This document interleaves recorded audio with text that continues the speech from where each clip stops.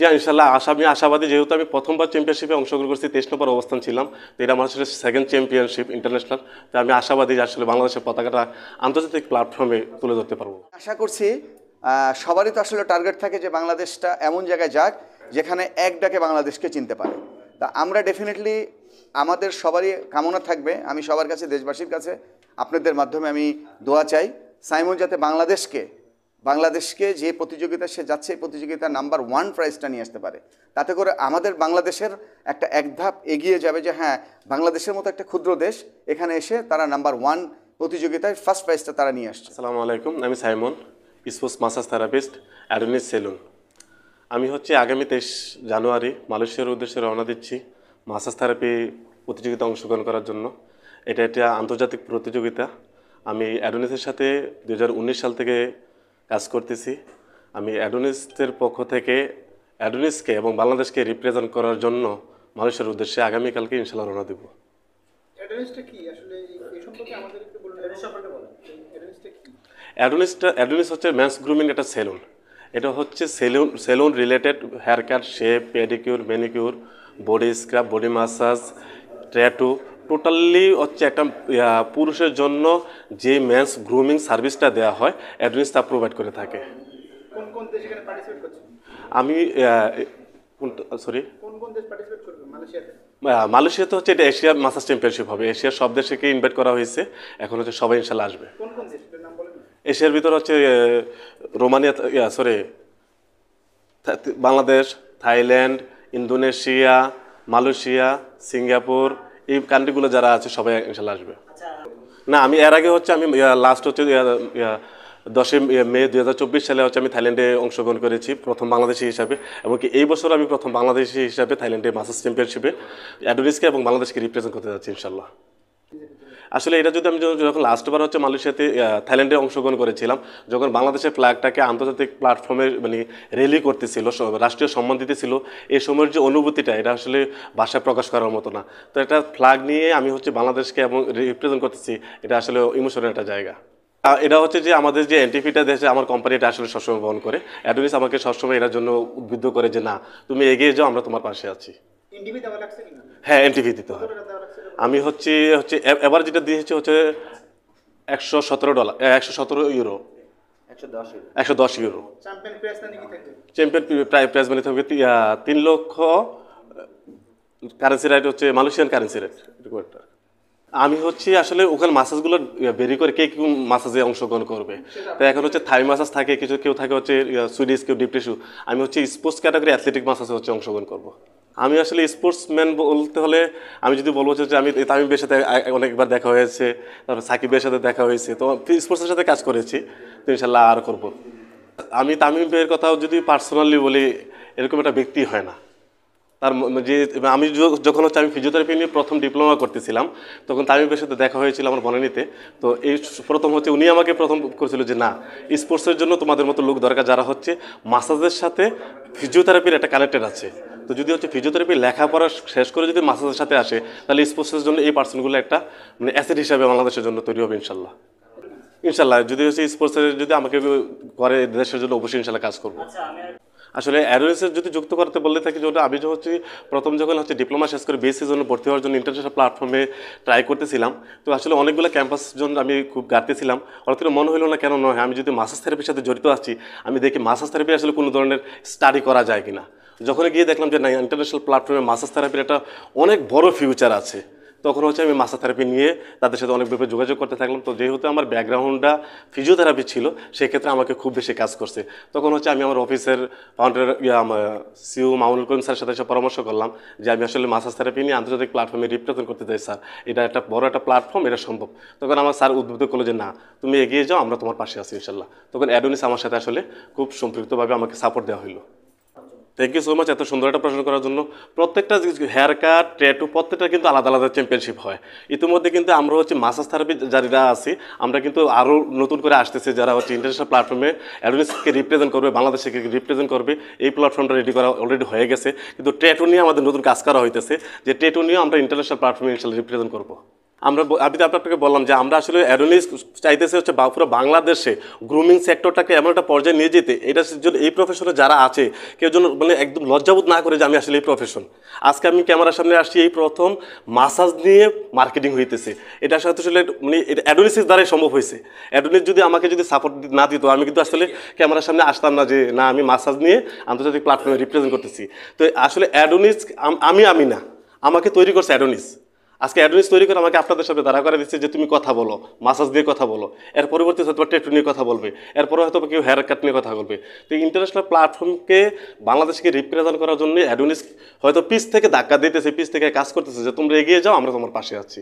Ultimately beautification সেকশনে অন্য অ্যাডোনিসের বাইরে যারা আছে, যারা টেকনিশিয়ান এই সাইডে যারা কাজ করে, ওদেরকে নিয়ে আমাদের কিছু প্ল্যান আছে এবং তারই ধারাবাহিকতায় Adonis men's grooming company limited, Godrej professional, যেটাকে আমরা জিপি হিসাবে বলি, গোদরেজ প্রফেশনাল ইন্ডিয়া, তাদের সাথে আমরা জয়েন্ট ভেঞ্চার একটা বিজনেস স্টার্ট করেছি। তো এই বিজনেসের ধারাবাহিকতায় সেখানে আমাদের গুলশান মানারাত ইউনিভার্সিটির পরেই আমাদের ওখানে 2টা অফিস আছে। সেখানে আমরা ইতিমধ্যেই আমরা ক্লাসের সব ব্যবস্থা করেছি এবং আমরা খুব তাড়াতাড়ি আমরা ট্রেনারও অ্যারেঞ্জমেন্ট হয়ে গেছে। আশা করছি যে আমরা নেক্সট মাস থেকে এখানে ট্রেনিংয়ের ব্যবস্থা করতে পারবো, যেটা ইন্টারন্যাশনালি যে সার্ভিসগুলো যারা ট্রেনিং নিতে আগ্রহী তাদেরকে আমরা এখানে আমরা ব্যবস্থা করতে পারি, যেটা আমাদের অ্যাডোনিসে আমরা প্রতি 3 থেকে 4 মাস পর আমরা করে থাকি বাইরে থেকে এক্সপার্ট নিয়ে এসে। মার্কেট সাইজটা স্যার ডেফিনেটলি ইন্ডাস্ট্রিতে আমি তো এটা বলবো যে এটা this is one kinds of industry. অ্যাডোনিসের মতো এরকম পার্লার বাংলাদেশে অনেকেই আছে, অনেকগুলো পার্লার আছে এখানে। 5000 আই থিঙ্ক মোর দ্যান 5000 এখানে আছে সারা বাংলাদেশে বড় পার্লার। তো আমরা তো ইনশাল্লাহ আপনারা জানেন যে অ্যাডোনিস তার মধ্যে অন্যতম একটা পার্লার এবং আমরা খুব দাবি করতে পারি আমাদের এখানে অনেকেই মুম্বাই থেকে দিল্লি থেকে এখানে আসছে যে যারা অ্যাডোনিসকে দেখার পর বলছে যে এত বড় পার্লার ইন্ডিয়াতেও তাদের জানা মতে নেই। দ্যাটস ওয়াই যদি ইন্ডিয়াতে না থাকে, আমাদের ক্যালকুলেশনে আমাদের যে হিসাব করে দেখছি যে ইন্ডিয়াতে বাদে পাকিস্তানের যে আমরা করাচিতেও খোঁজ নিয়েছি, এত বড় পার্লার নেই। দ্যাট মিনস আমরা খুব গর্ব করে বলতে পারি যে এশিয়াতে এত বড় পার্লার এখন পর্যন্ত হয়নি। ইনশাল্লাহ এটা নিয়ে আমাদের বাংলাদেশির আমরা গর্ব করতে পারি। আমি তো আলটিমেটলি যেটা আপনারা কোশ্চেন করেছেন এটা আমি খুবই প্রাউড ফিল করছি। সাইমন আমার সাথে আছে, খুবই তার এক্সপেরিয়েন্স এবং তার ডেডিকেশন এবং তার প্রেজেন্টেশন সবগুলো খুবই প্রশংসার দাবিদার। আলটিমেটলি সে যদি এই পর্যায়ে আসছে, অ্যাডোনিসের ডেফিনেটলি এখানে মোটিভেশন তো ছিলই, আর তার নিজের ডেডিকেশন বোধ আসলে একসাথে হয়েই আজকে তার অবস্থান। এবং সে অ্যাডোনিসকে শুধু এখানে উপস্থাপন করবে না, এটা বিশ্বের দরবারে বাংলাদেশকে উপস্থাপন করবে। এটা আমাদের সবচেয়ে প্রাউড এবং একটা আমাদের সে জায়গা যে হ্যাঁ আমাদের একজন স্টাফ সে নিজের ডেডিকেশন এবং অ্যাডোনিসের মোটিভেশন থেকে সে বিদেশ যাচ্ছে এবং সে আপনারা জানছেন যে ইতিমধ্যে সে থাইল্যান্ডেও একটা কম্পিটিশন দিয়ে আসছে। আলটিমেটলি মেধা তো সবার ভিতরেই আছে কম বেশি। এই মেধাটাকে বিকশিত করার জন্য ডেফিনেটলি যারা এন্টারপ্রিনার আছে, যারা উদ্যোক্তা আছে, তাদের স্টাফদের মধ্যে থেকে দেখা দরকার যে কোন স্টাফগুলো দিয়ে আমি আমার ব্যবসায়িক একটা উদ্দেশ্য সাধন করতে পারবো, প্লাস আমি রিপ্রেজেন্ট করতে পারবো আমার দেশকে। তো আলটিমেটলি অন্য আমাদের অ্যাডোনিসের বাইরেও বাংলাদেশে অনেক বড় বড় পার্লার আছে, তাদের থেকেও আমি আশা করব যে তারাও বাংলাদেশকে প্রেজেন্ট করার জন্য ডেফিনেটলি তাদের ভালো ভালো যারা এমপ্লয়ি আছে, যারা কার্যকরী ভূমিকা রাখতে পারবে দেশের পক্ষ থেকে, ডেফিনেটলি তাদেরকেও তারা মোটিভেট করতে পারে লাইক অ্যাডোনিস। অ্যাডোনিসের আসলে পরিকল্পনা যেটা 2018 সাল থেকে অ্যাডোনিস স্টার্ট হয়ে আজকে আমরা অ্যারাউন্ড 9000 স্কোয়ার ফিটের উপর অ্যাডোনিস গুলশান এভিনিউতে আমাদের আছে। আমরা গত 1.5 বছর হলো আমরা সেকেন্ড ব্রাঞ্চ এটার আমরা করেছি, এটা বসুন্ধরাতে, যেখানে আমরা শুধু জেন্টস সেকশনটা রাখিনি, আমরা ওখানে লেডিস সেকশনটাও আমরা কমপ্লিট করতে পেরেছি। আলটিমেটলি ভবিষ্যতে আমাদের যেটা টার্গেট আছে যে আমরা অ্যাডোনিসের এই জাতীয় ইন্ডাস্ট্রিকে আরও ডেভেলপ করতে চাই এবং সাথে সাথে অ্যাডোনিসের সাথে যারা জড়িত, এখানে কিছু কসমেটিক্সের ইস্যু আছে যেটা বাংলাদেশে আসে খুব মানে অ্যাভেলেবেল না, বিদেশ থেকে বিভিন্নভাবে আসে, চোরাই পথে আসে। আমাদের চেয়ারম্যান সাহেব মিস্টার আনসার এফ রহমান উনার খুব স্বপ্ন আছে যে বাংলাদেশে উনি বিদেশ থেকে যে কসমেটিক্সগুলো বাংলাদেশে আসে সেই জাতীয় কসমেটিক্স উনি বাংলাদেশের অভ্যন্তরে উনি প্রোডাকশন করতে চান, তাতে করে কম দামে আমাদের এই ইন্ডাস্ট্রির অন্য যারা আছে আমাদের সমমানের বা আমাদের থেকে ছোট যারা লিড দিচ্ছে তারা এটাতে খুব উপকৃত হবে। তাতে করে বৈদেশিক মুদ্রা আলটিমেটলি যেভাবে হচ্ছে এখান থেকে চলে যাচ্ছে কালোবাজারিদের হাতে, সেভাবে যাবে না। অর্থাৎ ইন্ডাস্ট্রির আমরা একটা সেগমেন্ট বাড়াতে চাচ্ছি। রাইট, আপনি খুব ভ্যালিড কোশ্চেন করেছেন। আমরা আসলে অ্যাডোনিসের এই নতুন অ্যাডোনিস আর কি, অ্যাডোনিস আমাদের আগেও ছিল গুলশান ব্রাঞ্চে অন্য একটা ভবনে। আমরা যখন এই ভবনে এসেছিলাম তখন আমি ওই সময়টাতে আমার একটা বক্তব্য ছিল, সেখানে আমি সাংবাদিকদের সাথে বলেছিলাম এই সেম আপনার কোশ্চেনের অ্যান্সারটা দিয়েছিলাম যে আলটিমেটলি আমাদের এই বিজনেসটাকে টিকিয়ে রাখতে গেলে গভর্নমেন্টের কিছু সহযোগিতা প্রয়োজন। যেমন এখানে ভ্যাটের একটা ইস্যুজ আছে, যেটা গভর্নমেন্ট আমাদের উপর যেভাবে ভ্যাটের একটা ইস্যু চাপিয়ে রাখছে, এটা আমাদের জন্য এই ইন্ডাস্ট্রিজের জন্য এটা খুবই টাফ হয়ে যায়। একজন আসার পর তারা যখন দেখে যেখানে 15% ভ্যাট দিয়ে একটা সার্ভিস নিতে হয়, আলটিমেটলি তখন আমরা দ্রব্যমূল্যের দামের সাথে এই ভ্যাটটা নিয়ে আমরা আমাদের বিজনেসটাকে কন্টিনিউ করা আমাদের জন্য খুব টাফ হয়ে যায়। তা আমরা গভর্নমেন্টের কাছে আমাদের কাছে যেটা অনুরোধ, যে আমাদেরকে এই বিজনেসটাকে এসএমই বিজনেসের আওতায় আমাদের যখন ওয়ার্কিং ক্যাপিটালের প্রয়োজন হবে আমাদেরকে সহযোগিতা করা, এবং ট্যাক্স এবং ভ্যাটের ইস্যুগুলোতে আমাদের যদি একটু আমাদের জন্য ছাড় দেওয়া হয় তাহলে এই ইন্ডাস্ট্রির আমরা আরও বড় করতে পারবো, এবং এখানে নানান শ্রেণীর লোকজন আমাদের সাথে কাজ করতে পারবে, তাদের বড় কর্মসংস্থানের ব্যবস্থা হবে। আমরা আলটিমেটলি অ্যাডোনিসের প্রেক্ষাপটে আমরা যেটা চিন্তা করি যে ইনশাআল্লাহ অ্যাডোনিস ঢাকা শহরের বড় বড় যতগুলো জায়গা আছে আমরা সেখানে অ্যাডোনিসকে নিতে চাই। নট অনলি দ্যাট, আমরা এরপর বিভাগীয় শহরগুলোতে নিতে চাই। তা আজকে আমরা 2018 সালে যখন একটা অ্যাডোনিস ছিল, 2024 সালে এসে আমরা সেই অ্যাডোনিসকে দুইটা অ্যাডোনিস করলাম। তা আশা করছি যে এটা 2030 সাল নাগাদ যেতে আমাদের অ্যাডোনিস আরও 5 থেকে 6টা ব্রাঞ্চ আমরা করতে পারবো।